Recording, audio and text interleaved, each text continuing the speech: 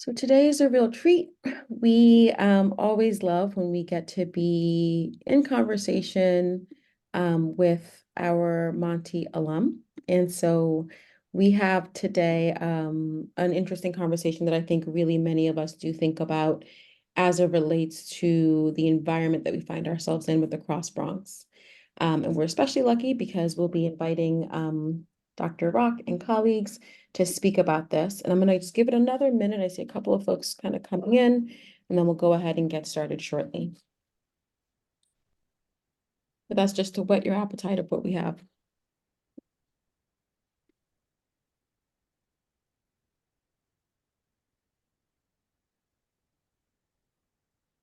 Okay, so we'll go ahead and get started. Thank you everyone for making it to Social Medicine Rounds today. I'm Stella Sappho. I am your rounds creator and moderator. And today we are really pleased on behalf of the Department of Family and Social Medicine to talk about the built environment and health, specifically around the history and the new history that the Cross Bronx is bringing in. By way of reminder, for those who are new to this space, social medicine rounds are really a place where we can discuss the biomedical, economic, psychosocial realities that impact the health and wellness of our Bronx community. And we often do so in a way that is local, but also relates to issues that are national. And that's part of the reason why we advertise pretty widely, and we invite folks that are in the Bronx community, but also folks that are listening in across different states in the US to be able to hear about how we really bridge the gap between healthcare that happens just in the walls of the clinic and the hospital versus healthcare that's real social medicine that reaches outside of the clinic walls and impacts individuals where they live and where they are. These are some of the topics that we've covered in the past. And if you're interested in our rounds and want to learn more, you can go ahead and just point your phone to this QR code and get taken directly to it. So I am really excited to welcome our speakers, and I'm kind of doing double duty today because I wanted the particular pleasure of getting to welcome our speakers. So I'm going to go ahead and kind of share with you who we have in the room today. There are a lot of them, and so you're going to hear me kind of talk about them for a while, but if you don't mind, just take a look at kind of I'm not going to be able to show the screen, but take a look at their faces as I'm introducing them. So first up is Dr. Robert Rock. He is a family physician, a health services researcher, and an educator who's dedicated to using medicine as a means to social justice. His work exists at the intersection of interdisciplinary health, professions education, clinical medicine, and public health, specifically in developing research and programming to realize structures that are conducive to the flourishing for historically marginalized groups. He has a decade of experience in designing and implementing health equity curricula in collaboration with community partners for interprofessional healthcare trainees. He was named as one of the top 40 under 40 leaders in health in 2020 by the National Minority Quality Forum and the 2020 Rising Star for Excellence for Social Mission in Health Professions Education by the Josiah Macy Jr. Foundation. So welcome, Dr. Rock. We are really happy to have you. Hamida Chumpa is a public health professional working at the New York City Department of Health and Mental Hygiene, designing data-driven community programs that address the social determinants of health and chronic disease. She currently oversees an integrated pest management program that provides free pest control services to children with asthma in the Bronx. She has years of experience in creating accessible healthcare systems for immigrant communities through her work with Aspen Global Innovators Group, International Planned Parenthood, and the New York City Mayor's Office of Immigrant Affairs. She firmly believes that the heart of activism is rooted in joy, and she hopes to continue her intentional community building. So welcome, Hamida. We're really glad to have you as well. Alvaro Munoz Hansen. So Alvaro Munoz Hansen is an architect who currently works with the Bronx office for the Department of City Planning. He's a senior planner and a team leader. He was born and educated in Chile before immigrating to the New York area. And he's expanded his expertise to align with his passion for equitable development by working at the Research Foundation of the City University of New York, CUNY, and at the Highline Park in coordinating research initiatives and overseeing design and construction projects. Currently, at the Department of City Planning, Alvaro leads various public and private land use projects, and he's part of the multi-agency study, as we're going to talk about here, to really reimagine the Bronx. So welcome, Alvaro, and thank you so much for being here. Finally, we have Jane Morales. She is a mobility program support specialist in the Special Projects Unit for the Civil Service Pathways Fellowship Program, who's working on the Reimagine the Cross Bronx study. And she also works in the economic benefit studies and other special project initiatives. She's a graduate from City Tech, where she graduated in 2020 with a degree in computer engineering technology. She was also the president of the Girls Who Code Club and a member of the Women in Engineering Club. So welcome as well, Jane. Thank you for being here. I'm going to go ahead and turn it over to our partners and have Jane share our slides and go ahead and get started. Thank you so much, Stella, for having us here. We're very excited to be sharing with you this project. We have been working for a few years already on this, and we are always like super excited to engage with more people and for more people to know about it. The project is called Reimagine the Cross Bronx, and it's basically that, like a new vision for the corridor. Next slide. The project has been right now being led by 4 agencies that have been collaborating and working together on this project. That include the the City Department of Transportation, the Department of Health and Mental Hygiene, the Department of City Planning, and the State Department of Transportation. These like 4 agencies together put together this grant and apply for this federal fund to get a new visioning for the expressway and for the corridor in the Bronx. Next slide. Again, the presenters, I think you already know. My name is Alvaro Munoz. I am part of the Department of City Planning, and I am the co-lead of this project with this group from the city field. Next slide. And I will pass it to my colleague. Oh, no, not right now. We will talk a little bit about the story of the corridor right now. Next slide.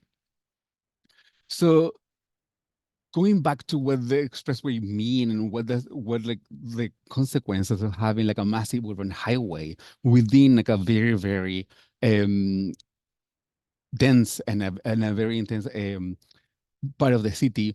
It was like a very like wild experiment that happened through the Bronx. The corridor is part of the Interstate 95, so that means connect like most of the country. It's a very, very big part of the Northeast Corridor. It was constructed between the 40s and the 70s. We all know that it's part of Robert Moses' plan. He, along with the Mayor Diga and the Bragner, create like this like triangle that finally formed the South Bronx and conditioned many of the people who live in the area. Next slide. And if you can play, this is a video that made by Segregation by Design that show a little bit like the implication of and consequences of building these highways in the area. The construction of the highway led to like the demolition of thousands of apartments across the 7 mile of the Cross Bronx, and we estimated that a little bit over 60,000 people were directly displaced from this construction. Today is one of the most congested American interstate and have one of the highest rate of traffic and collisions. And not only the consequences are like within having the highway in the city, but in the surrounding neighborhood. And we know that they also experience some of the worst health issues. And many people say that the expressway was one of the causes of the economic decline of the Bronx in the 70s and 80s. Now I will give it to Jane to explain a little bit of the current condition and the current pressing issues in the area. Oh, so one of the problems with the Cross Bronx is it's one of the most congested highways in the city. No matter what time of day you go, there's always traffic. Typically gets worse during peak hours. It's usually best to avoid it if you can. One of the greatest concerns of injuries usually lies on the western section because that's where most of the population of the neighborhood is for the study. So on the west corridor, there tends to be more accidents or injuries, stuff like that. And for state of repair, basically throughout the entire corridor, because of how old it is, there's a lot of aging structure. So retaining walls need to be maintained, the lines, have to be repainted constantly, potholes, all this other stuff. And there's also a lack of adequate east-west, west-south connectivity for like the buses and for walking around in general, which is very important and difficult to get around in the Bronx. It's very Hey, hard. Jane, I'm so sorry. We had this issue when we had you sign on. It's coming in and out on my end. I don't know if you can speak closer to the mic or try something else, but it's you're kind of coming in and out a bit. Is this better? Yeah, give it a try. Go ahead. Okay. As we're saying, we lack east, west, north, south connectivity due to where the highway tends to be, so where it's placed, especially with east, west, actually, well, both, actually, Yeah, right Jane, there. it's still happening. I'm not Yeah. sure if you have other headphones you can use. Normally with these, I don't have this issue. Is anyone else hearing it? It might just be on my end. No, I think we have We'll hear some. it. Yeah, I think we have some hard to hearing. Yeah, we're having a hard time hearing you. I'm getting some feedback that it's choppy. I sure. You can hear me better now or no? No, I think it's the headphones. I'm not sure. If you want to go ahead and we'll try to make the best way. And then when it's the next speaker, if you want to switch out your headphones, that might be helpful. But we're getting kind of every couple of words that you say. Yeah, I would have to go into my program to fix this. I don't have another pair. Bad. Um, Why don't you go ahead and keep presenting? And I okay. know that Robert and Hamida can maybe take over a little bit sooner if we really can't hear you, if that's okay. Well, I mean, this one's the last one, so hopefully Okay. you can hear me a little bit better. So for mobility gap, we have basically these showing how hard it is for people to walk from point A to point B, especially on the right side, we have from people going from Mount Eden Avenue to Jessup Avenue. You have to do basically whole little walkway, which makes it very hard. But on the right side, we have hybrid senior housing and them getting from their house basically to the hospital. It's like a 10-minute walk. Can't even do it straight because of all how weird the the whole area is just laid out because of the being here. And now let's get over to health. Thank you so much, Jane. So I'm sure the information thus far is already helping everyone connect the dots between, the Cross Bronx Expressway and poor health in the neighborhoods around them. Just going around the circle, I really want to emphasize what Alvaro mentioned in that building the Cross Bronx Expressway where it was and the displacement it required is a form of discrimination and a lasting environmental stressor. So for people living in the communities that border the Cross Bronx, accessibility is an issue in general. Getting to a grocery store or to where you receive your health care is a challenge, whether or not you have a car, because the infrastructure really doesn't prioritize neighborhood connectivity as much as it prioritizes getting like large volumes of traffic from one side of the region to the other side of the region on the 95. And so these conditions are really not conducive to allowing, people who are elderly, people with disabilities, or people with small children access to everything that their neighborhood has to offer. There are some really great parks in the neighborhood, but getting to them is, it's a little treacherous in terms of the streets that you have to cross. Next slide, please. So asthma and heat stress are two health outcomes that have really galvanized a lot of the community in terms of wanting to reimagine the Cross Bronx, and this is justifiably so. So the map on the left highlights the asthma ED visits attributable to fine particulate matter that's often, put into the air by cars and heavy industry. The map on the right highlights hospitalizations due to heat stress. And so, for those who aren't familiar with the area around the Cross Bronx, it's really a combination of limited tree cover, black asphalt radiating absorbed heat throughout the day, and then poor housing conditions where, good air conditioning isn't promised that make these neighborhoods really hazardous in the summer months. Next slide. And it's important to emphasize that the causes of these high asthma rates are not just because of the Cross Bronx. The Bronx has been a long target of, inequitable burden of environmental hazardous, industries. It has been deprived of the resources and the investments necessary to maintain good housing conditions. This has led to, older housing that's rife with housing code violations that make controlling pests and mold and, things that also trigger asthma, among other respiratory illnesses, extremely difficult. The points on the slide highlight the impact of this combination of harms and, what they have, the impact it has on the people in the neighborhood. Um, so in terms of the first bullet, adults in the communities around the Cross Bronx are 4 times more likely to visit the ED for asthma exacerbations than the rest of the city. For children, it's 3 times more likely. And then overall, from the neighborhoods around the Cross Bronx, they're twice as likely to be hospitalized due to heat stress related issues. Next slide. And we must acknowledge that these communities are made to be sicker by the burden of structural and environmental harms that block their ability to live their healthiest life. People in these same communities are twice as likely not to get needed medical care and the rest compared to the rest of the city. And you see this subsequent bullet about an obesity rate 1.6 times higher than the rest of the city, but the neighborhood isn't actually conducive to supporting physical activity, to getting around. So it's not a surprise that those things run together. And then the final bullet really emphasizes why it's not conducive to being outside. There's a 40% increase in terms of hospitalizations related to pedestrian injuries compared to the rest of the city. And I'll pass on to Hamida. Thank you, Robert. I just wanted to add that, like, as someone who lives relatively close to the Cross Bronx Expressway, I live in Parkchester. I never really considered how it affects almost every aspect of my life in terms of, like, as like many of you guys, maybe medical residents, doctors, the common thing you would tell patients is, is to live a physically active life.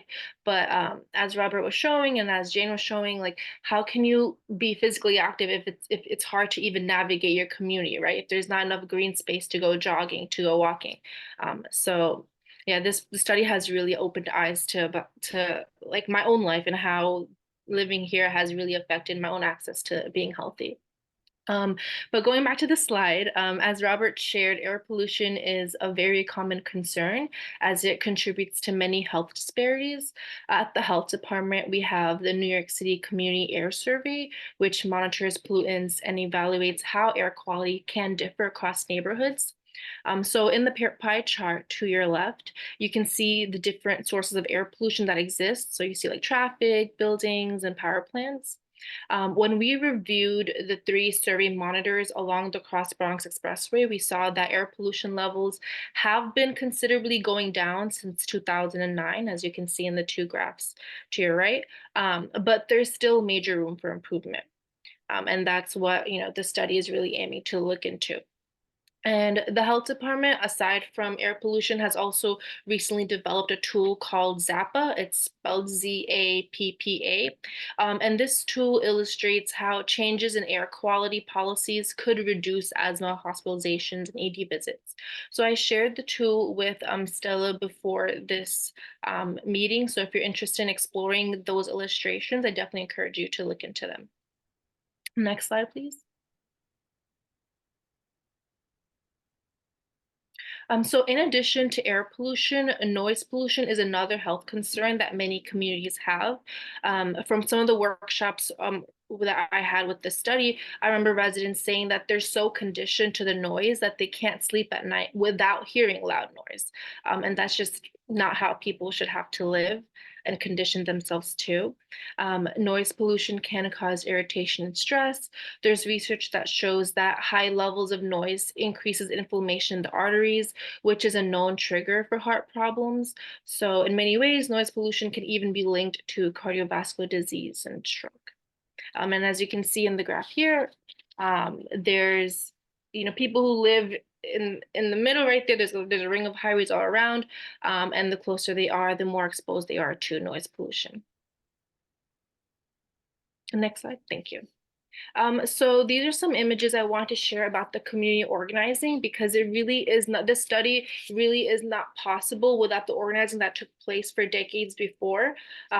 So we've all shared, how the different ways that the Cross Bronx Expressway has impacted the well-being of Bronx residents. And as a result of all of this, for decades, communities have been organizing to find ways to improve their lives and their neighborhoods. And so one specific organizer that I'd like to highlight is Nilka Martel. In the picture, on the left, she's the one holding up the Loving the Bronx sign. She's the founder of a nonprofit called Loving the Bronx, and she's really spearheaded this movement to cap the expressway and create more parkland in the Bronx. So her, along with many other Bronx activists, they've really been rallying at community boards, speaking to local elected officials, and just overall raising awareness for many years. And that's what's led this issue to get so much traction and momentum on a national level. And so the photo in the middle is a prototype that students at Fannie Lou High School, which is a local high school in the Bronx, they created a prototype of what capping the expressway could look like. And this was back in 2021. So the Bronx community has been advocating for change for a very long time. And the photo on the right is an image of the newly renovated green space on an existing cap over the Cross Bronx Expressway. This area is called the Hugh Grant Circle by Virginia Park, also in Parkchester. And this was also spearheaded by Nilka Martel. And again, this was all thanks to all the community organizing that was done. They revitalized the area and renovated it. And I live nearby there, and I see all the time the difference that renovating the space has done on people. They're now congregating here. There's gatherings happening during Eid. There's Muslims that do large prayers together. It's really beautiful to see, and the impact of creating green space really does promote social cohesion. And this study is all thanks to the Bronx residents who've been advocating and pushing and being very resilient.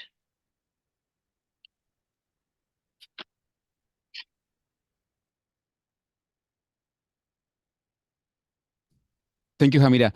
Now, going a little bit to the study itself, as Hamida was saying, this is not the first step. Like among many steps that happen in the corridor, we acknowledge community effort to create a place where was no place, right? Like this is like a massive urban highway in the middle of the neighborhood, and it's becoming like a place for trash and for many negative things. But like the community have been pushing so much effort and to make a place from nothing. With that in the background, the city, along with the state, submit an application for a grant, and we were awarded with the RACE grant from the federal government for the US DOT. And in December of 2022, this interagency team kicked off the study and called Reimagine the Cross Bronx in a 2 years effort with a $2 million from the RACE program. Next slide. The main goal for the project and the main interest is to have New York and Bronx side specifically develop a community-driven vision to reimagine. It's a visioning process, and we want to reconnect this neighborhood that have been the land that had been divided. We always say the neighborhood and the community might not be divided, but the land has been divided. And for that, we've started a process of engagement last year that give us opportunity to talk and engage with communities. Next slide. For the study area, like we know that the expressway, the Cross Bronx Expressway, across the entirety of the Bronx, but the study area will be limited from the Harlem River to the Westchester Creek, which is the majority of the expressway in the Bronx. It goes through many community boards that you can say 4, 5, 6, 3, and 9. It goes through Cotrona, West Farms, and all the way to Parkchester. Just half mile of the expressway, we estimated that a little bit over 140,000 people live. But if you consider the impact along an entire borough, we can say that almost 400,000 people are being affected in the daily lives by the expressway. Next slide.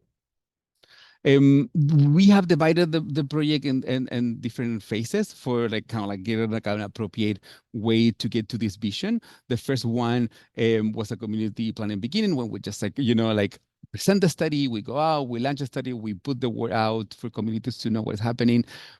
Then in 2023, we did a very robust engagement to get issue identification. We want to both see, we did something within the city and with a consultant that is working with us to analyze the current existing condition, but at the same time, we want to know what people are saying and what people have to say about their issues. So this issue identification was divided into what we see and what we heard. We are now, as you can see, when moving to the concept development, it's just like kind of like how this co-vision can be present in some statement that can guide the visioning process. Then in the fall this year, we expected to have a refinement and a concept refinement where we kind of like clean out like this exercise that we will embark in this spring and the summer to end it up by the end of the year with a plan, with a vision report, a vision release, where like we have summary and like combine like this what we have heard and see this 2 years. Next slide. The study goals are like a lot of them has to do with what the community has as a vision. We know that we are trying to push most of the community driving into and to take them into working with us and seeing this as a group vision. We expected to have at the end of the study a set of recommendations that are short, medium, and long-term concepts that can help us to improve the public realm. We really want to increase community leadership. We are very clearly seeing how community can like push and become the leader of their own spaces, can help to facilitate this planning efforts. And of course, we want to foster this like long-term collaboration. We want to really make this like a relationship with this community organization, with the stakeholder of the area, a long-term collaboration with the city and with the state for this project. Finally, of course, like one of the final goals is to improve the public space and the public realm in the area. Next slide. To get to that, we will have to rethink about like what we have done in the past and like put like the most of the robust places in the community engagement, right? Like it's not enough with just like say meet people where they are. We need to follow and we need to really kind of like catch what they're saying, where they're talking, and how do we get that? So the goals are like one, facilitate the maximum appropriate participation. We want most of the people to be able to know what we're doing. We want most of the people to be able to participate. We want to memorialize the historical and contemporary impacts of the Cross Bronx. There's not just like about what happened with the highway itself. There's also like a narrative and a story about living near a highway. There has to be not only what the construction in the past, but what happened today with the expressway.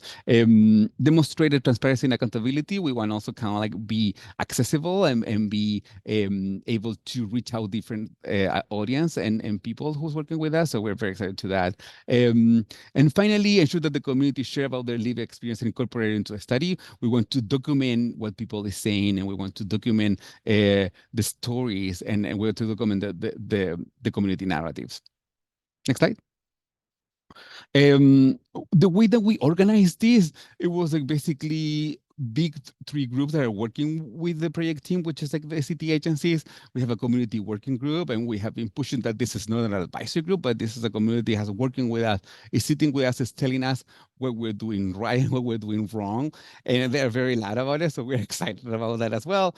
And secondly, this community working group is including people from different organizations, but also people from community boards, and some of the elected officials are also involved in the community working group.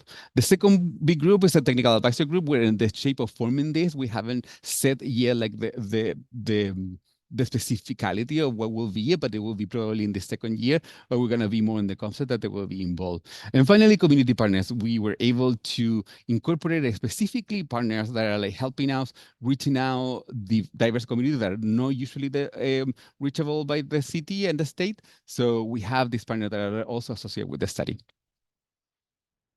The structure last year was like a series of like different events that we did. The first one was the open house. We did like 3 open house along the 3 sections of the corridor. We met with 138 in-person meetings and 120 people attended to the virtual session.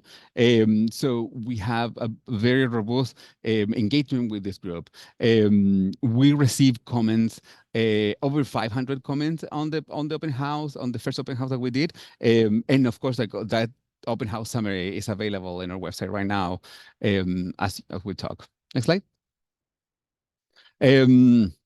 these are some images of the exercise that we did for the open house. It was very interesting. Most of the topic and the issue that we wanted to raise was like about what they see as an issue and awareness. And then the first stage, so we kind of presented ourselves, and we want to also identify who are the people who need to talk, who are the people who was like not usually on the table, and how we can get to them. Next slide. Many of the comments that we got, a lot of them were about like air quality, as you might know, and community well-being. There's a few things about public transit as well, and safety, of course, environmental justice, and governance and communication. Once like we already have presented this study to the community, we need to go immediately to kind of like what we are identifying as an issue. So we did a series of things to get to that point. We did a few workshops with the community. We did 3 of them plus 1 virtual. That was a very great way to understand them, a position in the map, and the position in what they see as the usual comments, and what they have associated. You know, like there's like a few issues that people have already have in mind that they want to communicate. So this was a great way of organizing and putting this information in a report format. Second slide. Then we have like a second part of this engagement, and we took the workshop into the street. So we did a series of workshops. We walked with community the entirety of the corridor from the Harlem River to Parkchester. We did 3 walks that were like from the main groups. We did one with the community working group. We opened as well to the public, and it was a super interesting way not only for just like to be there and have like the foreign sense within the space, but also to have facilitate communication and conversation between agencies, between staff, between technicality, engineering from the state. It was like a very great way of like actually being there, seeing the public space and having conversation, having notes, and recollect that note from what the experience means to be outside. Again, with 4 sense, it's just the smell, it's just the breeze, it's the heat. It was a great way of identifying some of these physicalities of the space. We also kind of like try to get to the places where like people are like not coming to our meetings, or they can't come, or they have like a more difficulties to participate with us. So we're also kind of like doing conversations around more specific groups. We have one with business, we have one with freight. We did one specifically event with people with disability, which was like an amazing experience of like having an assisted event where we roll out around like a blog and like see experience about like more specific about the sidewalk. I think was very, very interesting. We have been going to the community boards to attend them, and we also have like we did a youth engagement program last year, and we're doing this year again with school. You can see Hamida here in the photo with my colleague talking to the student of Fanny Luhena. Next slide. Some of the events that we have been attending with, of course, we have been in both Bronx Park Speak Up last year and this year. We went to Highbridge Festival. We're trying to attend most of what we can and the most spread out geography. So you can see here on the slide what are the events that we attended last year, and hopefully this year will be also again with them. We're very lucky to have community organizations and elected officials inviting us to their event and opening the door, and like we're like very humble all the time and very thankful to be able to attend with them. And then the second block, you can see community partners are working with us, and again, like those are groups that are helping us to spread out the voice. What is coming up? Coming next is like the city and the state right now are working internally and develop a series of concepts that we wanted to go out to the community and present it to them so they can analyze it and see, you know, how we can use it, where should be like a better use for this. Also, if we're missing anything. Secondly, we'll release the very robust work that we did last year. That will be a critical issue, which will be a summary of what we heard and what we see. The existing conditions is a more very in detailed document that will present the existing condition of the corridor. And finally, the engagement summary, what we have heard, what all the engagement that we have done with communities, it will be presented in a summary as well. Hopefully, during the spring and early summer, we will do some concept development and a workshop that we can work with the community, and we will also, in parallel, try to engage with our digital world and like trying to put a tool for people to be able to participate online as well. Of course, stay involved. This is the presentation that we have. Sign up for a newsletter if you can. It's always helpful to have your attention. It's always helpful to elevate this conversation into all residents of the Cross Bronx. It's important for us to open, to open the microphone and to put a seat on the table for people to share their experience. And of course, please visit our website. It's nyc.gov/crossbronx and all crossbronx.info as well. We will be excited to be talking and hearing from you. Thank you.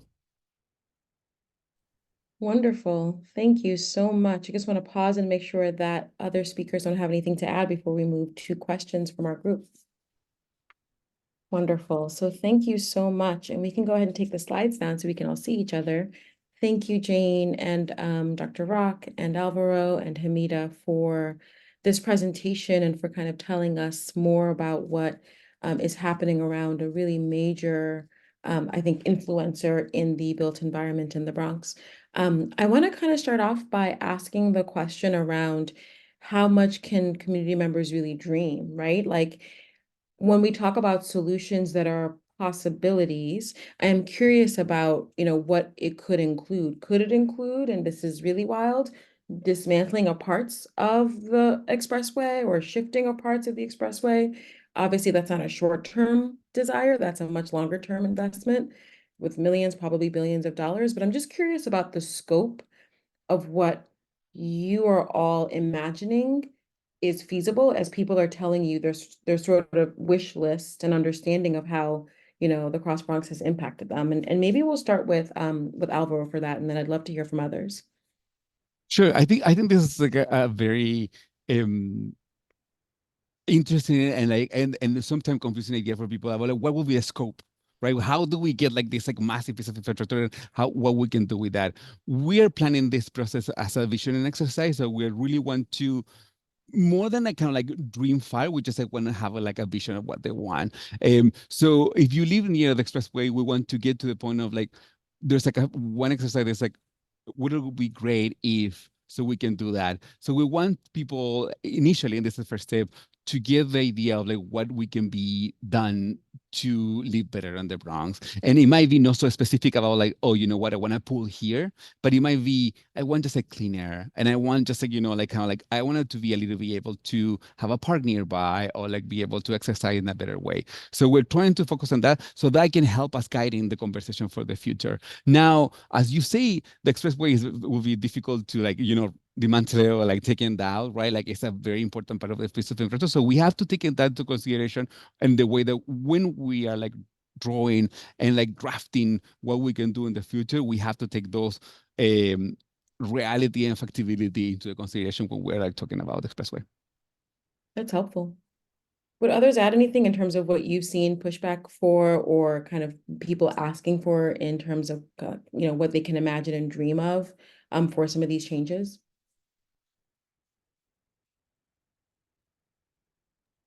I can just share something. It's not too directly related, but I think from the health department side, one thing we always get questions about is how will this improve my asthma? A lot of people like to attribute the asthma exacerbations to living near the highway, and this creates an opportunity for us to educate them that while living near the highway may not necessarily be within their control, that the air pollution, they can't necessarily control that. There are also so many other factors that are within their control that might be the reason why their asthma is getting out of control. And so I think during this conversation about dreaming big, we also saw that there's a lot of opportunities to inform them about the resources that exist in their areas and that they can acquire and potentially improve their well-being. So during these workshops, it's been great to really engage with the community and talk about the health department has all these resources. We have a free pest control program. If your child goes to a school and it has an ACMP program, there might be an asthma counselor that can guide them. Like, it's been a great opportunity to educate them about what they can do while also dreaming big. I don't know if I answered the question, but that's You did, and I want to also use this as a sort of listening session for y'all as well. We can do many things at once. We can learn about the program, and we can also provide information. I think the folks who live in the Bronx, which are many of the folks on the line, folks who provide care in the Bronx, are providers who, are healthcare practitioners who are taking care of patients. I really encourage you to talk and speak up about your experiences through your patients or directly about what you've seen of the impact of the Cross Bronx, because we have some of the, leaders for this project who I think can really carry forth, as you can see, bringing our wish list to fruition, if you will. And so I encourage you to share some of those experiences as well.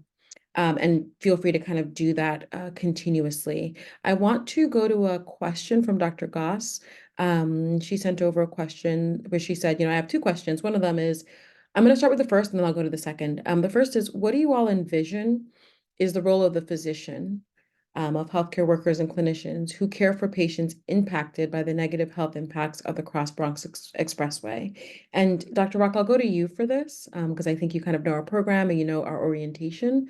I'm curious about, how you see the role of a lot of the folks on the line here really being manifested in this work. So I would say that, community self-determination and community power is what got us here in the first place. And a lot of times when something goes from the political will has been created to make the demand and this institution follows through, institution being the municipal government, things can get really slowed and bogged down by bureaucracy, and it could rob people of hope in terms of like, is something going to happen from this? And so I think the role of healthcare providers, of everyone really, is to make sure that we don't forget about these things. I think a unique ability or a unique privilege that clinicians have is like you're having these intimate one-on-one conversations with people about their health, about their dreams, about their aspirations, and connecting that, whether it's about accessibility, about a particular disease state, to the things that are happening in the community, is a really important point of leverage that I don't think is taken advantage of as much as it could be in healthcare. Like imagining the primary care center, the locus for community organizing, or a like meaningful contributor in community organizing. So, when this, study is done, like it's really in the hands of the community and the champions of the community and the, those nodes of connectivity within the community to make sure that it doesn't end up in a, file cabinet, like collecting dust. Like, how do we take this from a community informed, community directed vision for the future into resourced execution of realizing that vision? And I think like to get to the practical aspect of it, Erin also asks, when are the next wave or series of community events going to be scheduled? Because I think there is as a next step, a natural connecting in of our group and our community to say, like, let's make sure folks are able to contribute. And so when will that be happening, if you guys have that sense? So we will be releasing dates soon. We are planning right now, first of all, the releasing of the information that we have collected last year. So you will be hearing from us soon about a specific day. We hopefully have an event late spring or early summer, where it's like a big event and a public workshop. But before that, we will try to release some information for community. So you will be hearing a specific day soon. Yes, please definitely keep us, I think, engaged. Yes. I think folks definitely want to hear. And again, Absolutely. the request is out there for the folks on the line to please share what your experience has been, either through your patients or directly in terms of the impact of the Cross Bronx on you. And I have a comment from Kara who says, are there ongoing conversations or plans to address the impact of climate change specifically on the Cross Bronx Expressway? I can imagine that this makes the changes that are needed even more urgent. And so I think, it was discussed like the way that the pavements are set and the heat that it causes. I think Dr. Rock was talking about that. Are there, things happening to really think about those impacts and that effect?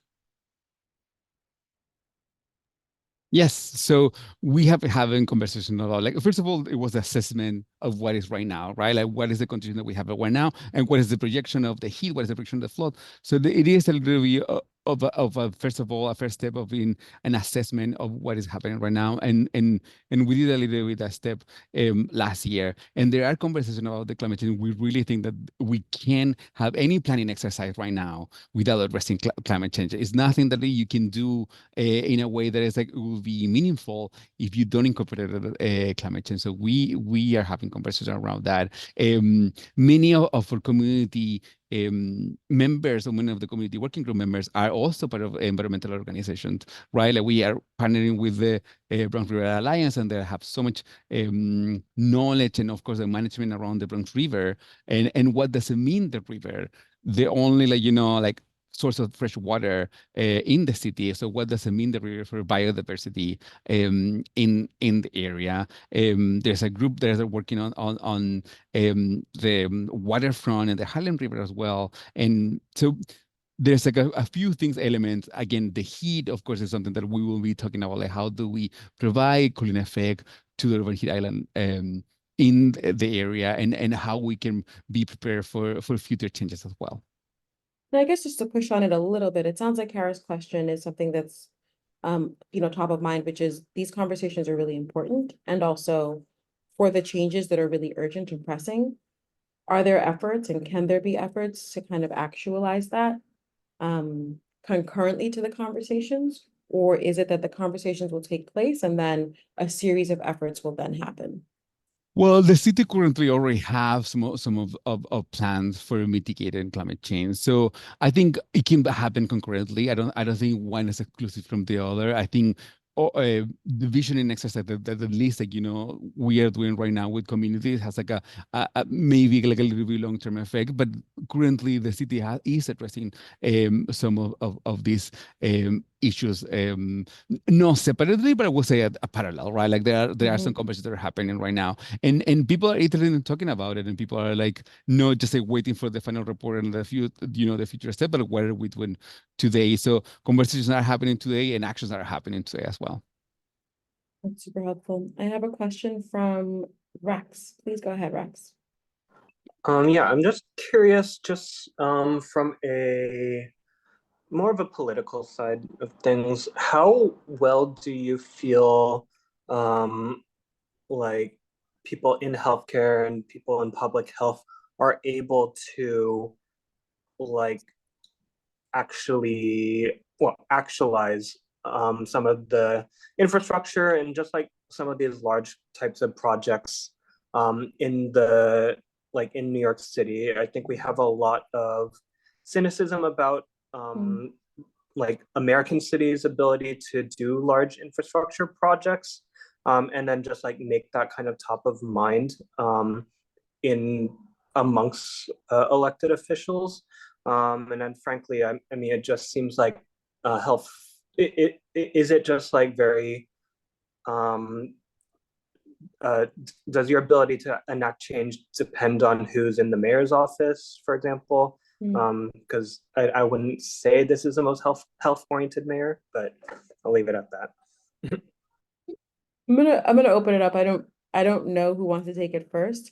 And I apologize if I'm not specifically calling on you, Jane. It's only because the audio is a little bit dicey, but I'm gonna open it up to all the speakers if anyone wants to take Rex's question, which I think is a really good one.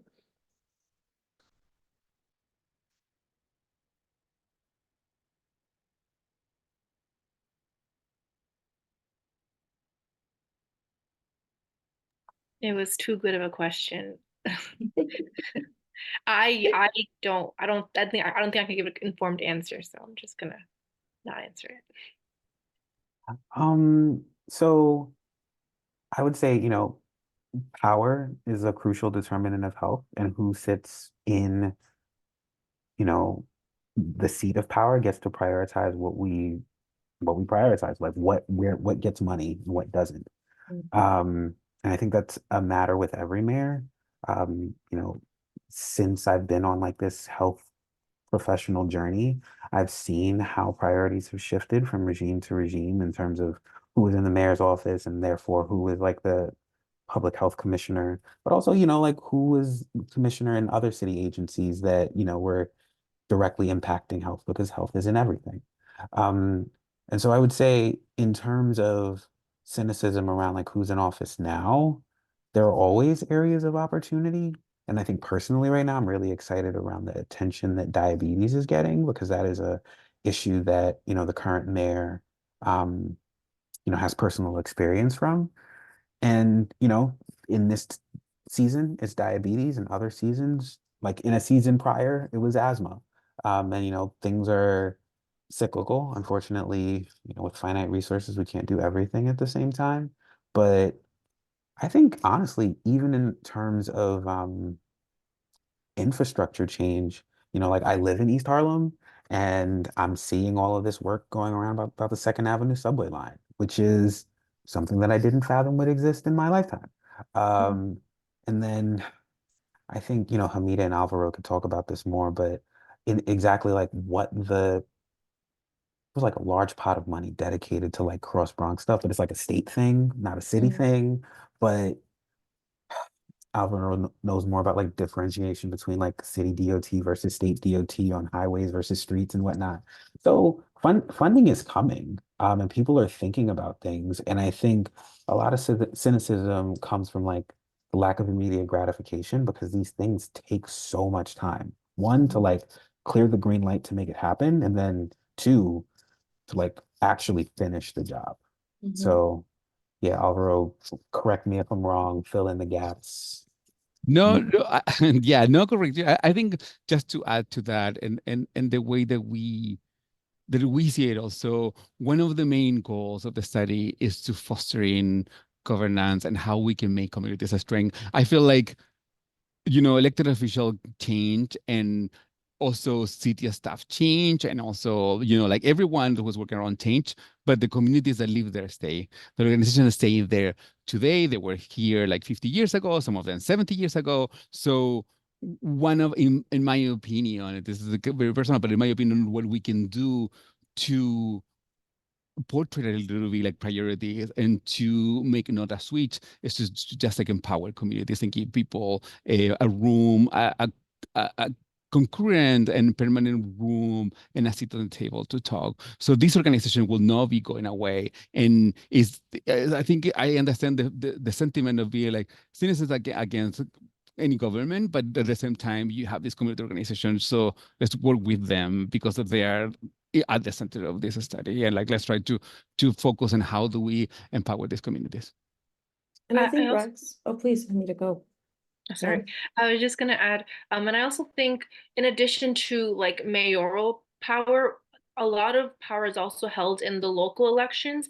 And so really paying attention to who our local politicians are, because sometimes they can make a greater change in our communities than, the president or a mayor can. And so, the Cross Bronx Expressway study, a lot of that support did come from Congressman Richie Torres. I know Congresswoman AOC has also supported the study for historically. And I think as I'm a part of this study, I'm seeing that sometimes involving the youth has a great impact because we may not always see the consequences of the work we put in now, especially with something with infrastructure. The ramifications and the impact that we are putting right now, we might see it 20 years later. And so the people who will really reap the benefits are the youth who are living here. And so involving the youth in these projects and making sure that their ideas are heard and reminding them to hold us accountable in the future too is also very important. So I think youth involvement is crucial in making sure that this doesn't just lay in a file somewhere. I think all of that is really, really well said. And I love the question, Rex, because I think it has the correct amount of reality and slight tinge of like cynicism for the times that we're in. And I think that we should acknowledge, as someone said, that these movements are long. And the specific, I think, privilege that many of us carry.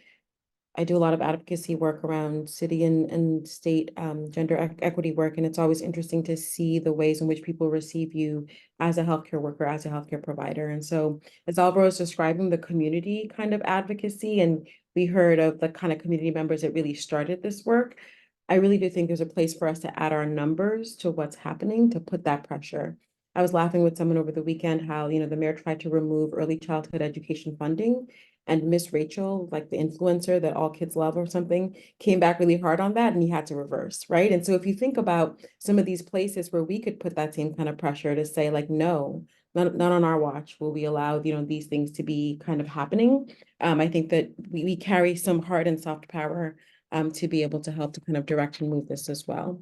I want to ask specifically about some work that Dr. Rock and Hamida are leading, really thinking about the consequences of the health impact of the Cross Bronx. And I'm just curious if you can speak a little bit, Dr. Rock, to what some of the work is that you have going now. I know it's not like the, favored child right now of maybe the mayor and this administration, but around asthma and addressing, the high asthma rates in the Bronx. Certainly the work happening with the Cross Bronx is necessary and is one aspect to address this, but I'm curious about some of the other things that are happening as well, especially because of the folks we have who are, listening and engaging of like, what else should we be aware of that we can maybe engage in that could be helpful to our patients and our community?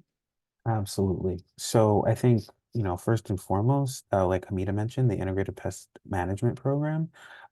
So essentially it's low toxicity or non-toxic ways of addressing rats, roaches, and other indoor pests, for families with children who have asthma, and whether or not they have like diagnosed environmental allergies.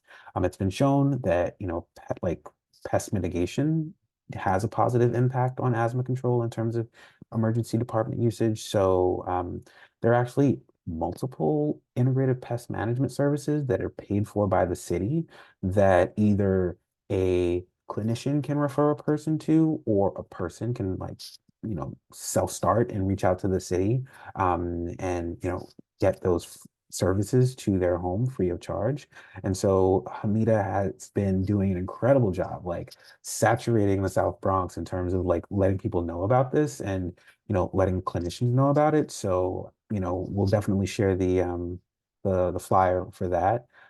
We have one that's specifically for the South Bronx, but the health department has a larger one called Medicaid Together that's trying to really like leverage city funding to do this, citywide. Um, those are like the two big things. The Office of School Health is a part of the Department of Health and Mental Hygiene, and they have an asthma case management program that basically puts case managers in schools to help work with young people who have, are at, increased risk of having like really bad outcomes, for asthma. And so there's case management, there's education. They also refer to integrated pest management when needed. So I would say those are the big things. And then we're honestly working to further develop those programs, further build on them. And so, community members knowing that they're available, using them is essentially them voting with their feet and saying, we need this, we appreciate this, let's take it to the next level. Um, uh, in relation to that, a lot of city council members have reached out saying, hey, there are entire buildings of people with, rat infestations, etc. We really like this IPM program. What would it take for you to take this to, a larger scale, a building-wide approach? And so those are things that we're, really interested in exploring. And, you know, it takes political will and citizens not only voting with their feet but like reaching out to their elected officials saying like, I need this, I want this, we need more of this, it works to move the needle. And I think there are tangible things that more people need to know about to show that better is possible, and in certain pockets of the city it's happening, and it's not only just the affluent privately funded pockets of the city. Sorry, that's excellent. And it's really good work that I think we can definitely think about how we can support. As we get ready to wrap, I want to pause and see if anyone has any further questions for our guests, and or any further comments about some of what they've shared today. And I also want to invite our guests to share any final comments that they have about the work that they're doing, or any of the efforts that they're part of that you'd like our group to know about. So any final questions from our group?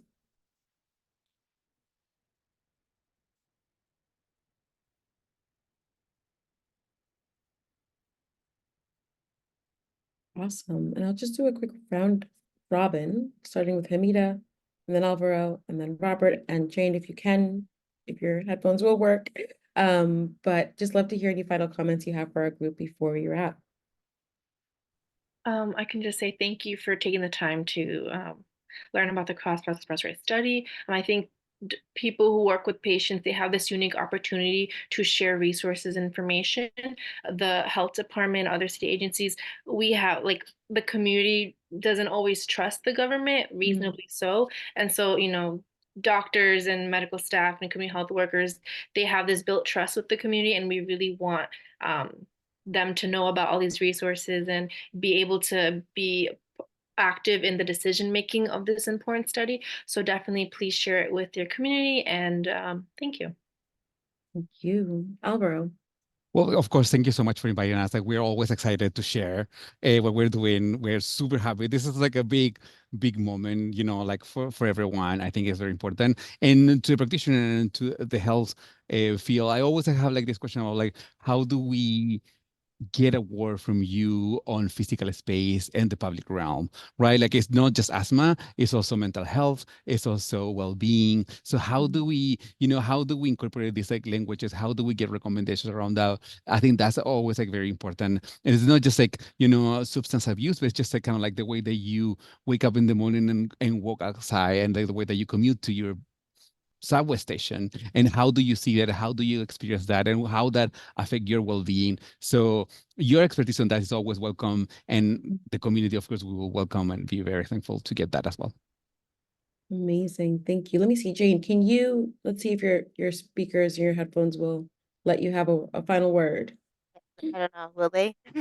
Let's Is it see. clear or no? So, but go for it. Okay. Quick. I just want to thank you guys for joining us. I know, like, you know, we gave more of a health view of this. There's a lot of like transportation and stuff like that. If you guys do want to find out about that, you know, when the reports come out, there's a lot of info that's going to be in them. So, if you would like sign up for the newsletter, look on the website. Well, hopefully we'll be out very soon. We're trying to get them out as quick as we can. Got a lot of reviews to go through before we make them public, and you know, really good standing. So thank you for coming. Thank you, Jane. And it's a good reminder to please, I hope you guys will even come back and visit when you are done with the report. I did want to mention, I meant to mention at the top of the hour, that we are going to be doing another conversation like this with the advocates and organizers and community members who actually led us to this point of getting this study to happen, because they're the real kind of like old G's in making this happen. And so just by scheduling, we happened to talk to the folks who are executing the study, but the why and how we even got here and got support around it, I think, is a really important origin story that we need to hear. And we will be organizing that, if not for this academic year, for the next academic year. So maybe the report will be out in time, and we can do it around that as well. And then Dr. Rock, take us out. I would just say that it's really important to step outside of not only like the physical plants of the clinic, but like clinical thinking, and really engage as citizens within your communities that you practice in. And so everything that Stella said in terms of taking the stories and amplifying them with your platform, with your clinician privilege, and getting out there shoulder to shoulder with community members to, you know, simultaneously really press the importance of these issues. And I think, you know, that's the key to, you know, manifesting a lot of these visions to make them a reality.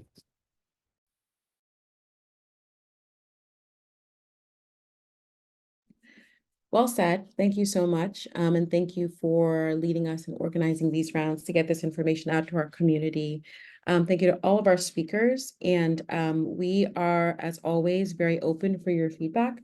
We have included the link in the chat. Please feel free to chime in. May is a very busy month with social medicine projects and all the other wonderful things that we do to close out the academic year. And so we'll be reconvening for our social medicine rounds in June.